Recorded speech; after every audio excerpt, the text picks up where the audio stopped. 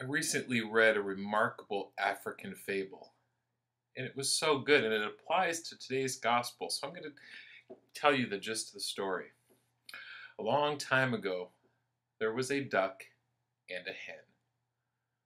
Both of them lived on land, and they were not very happy because they didn't have very good food to eat, only the rotten fish from the fish that the fishermen would leave laying on the ground. Both the duck and the hen would have preferred to go out into the water like the heron, where he swims and gets fresh fish. And they thought how lucky he is to do that.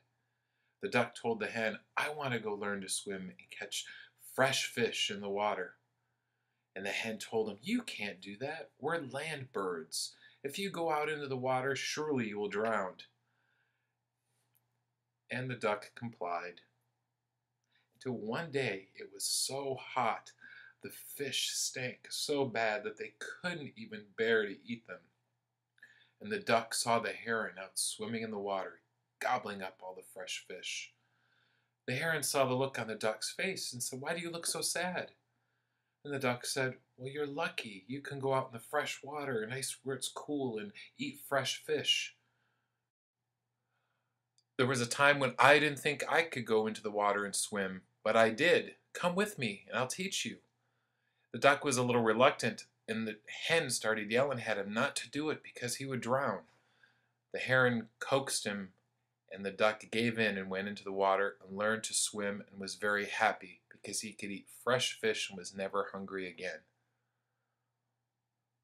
That fable really applies to today's gospel. There was a blind man sitting in the village, and he heard all this commotion and realized that Jesus was there. So he screamed out, "Son of David, have mercy on me." The people tried to quiet the blind man. Now, he could have chosen to sit there quiet, and if he had done that, he for sure would have never been healed and been able to see. But he didn't listen to them, and he screamed out again, "Son of David, have mercy on me." Jesus called to have him brought over, and he said, "What do you want?" And he says, "I want to see."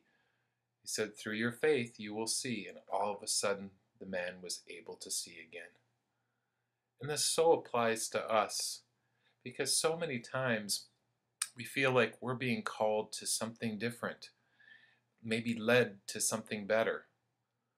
But then we tend to listen to what other people say, telling us not to do it, not to be foolish.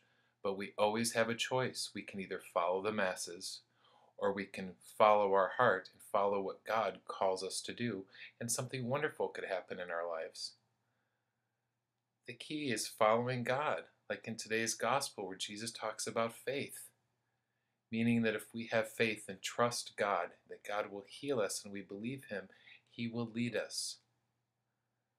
So I would invite each and every one of you today to pray and ask God to help us have more faith. Thank you, and God bless you.